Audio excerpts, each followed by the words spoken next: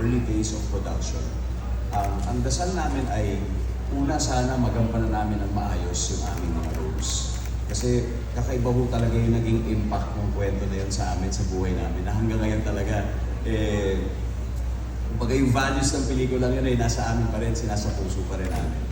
And the second prayer was, na sana maraming makapanood, marami pong makarelate, at syempre marami maka-appreciate. Hindi po namin ina-expect na aakit po sa ganito. Pero hindi po doon natatapos yung aming dasal.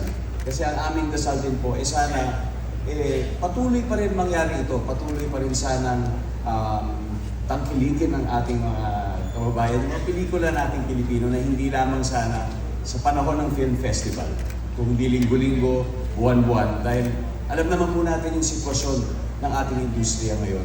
Kaya gusto ko lang po sabihin na saludo po ako sa lahat ng ating storytellers.